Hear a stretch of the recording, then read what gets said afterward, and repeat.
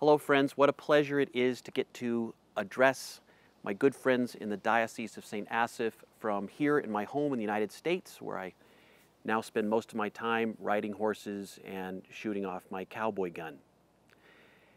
I'm glad I get this chance to talk to you because during my last month in the diocese, I got to lead 5 different retreats with different groups across the diocese: youth workers, clergy, evangelists. And in those groups, we would spend time in silence and prayer, trying to discern what God was doing. And I was always just delighted by meeting people who felt deeply called by God to take on these very creative ministries, often without pay. A couple in Prestatyn who were working with young people, a woman in D-side who was working with addicts and street people and the mentally ill. And when I would ask these folks, why are you doing this work? They would say to me, well, I'm called. I feel like God has called me to do this work.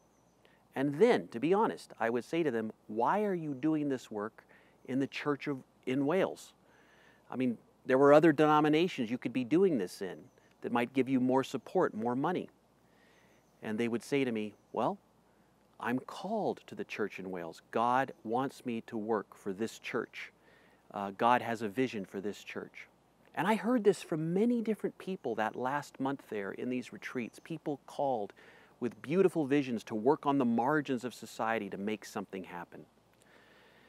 But the last public event I did in Wales was in Rhosymedron, which is another name I probably just brutalized there. That's probably the wrong pronunciation. But I was in Rhosymedron, I think that's the name, and I was preaching. It was the last time I did a public event. And when the service was over, there, as is your custom, there was tea and cakes, and after most people had left, a younger woman in her early 40s came up to me.